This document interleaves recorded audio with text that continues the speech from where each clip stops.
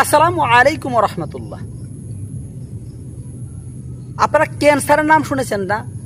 Cancer মানে মরণবেদী রোগ, যেটাকে বলা হয় ক্যান্সার। আপনারা তো সবাই শুনেছেন ক্যান্সারের রোগ। দেখেন,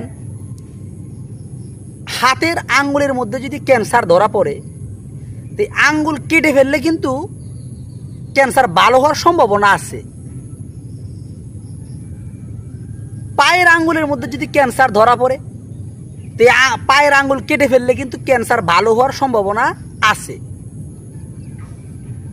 কোনো মা এবং বোনের ব্রেস্টের মধ্যে যদি ক্যান্সার হয়, এটা কেটে ফেললেও কিন্তু সে ভালো থাকার সম্ভাবনা আছে।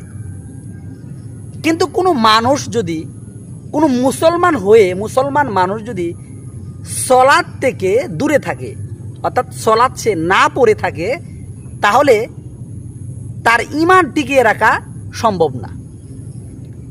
আঙুলের মধ্যে ক্যান্সার হলে যেরকম আঙুল কেটে ফেলে দিলে ভালো হওয়ার সুযোগ আছে, একজন মুসলমান যদি সে নামাজ পরিত্যাগ করে, তাহলে ঈমান ধরে রাখা তার আর কোনো সুযোগ থাকে না।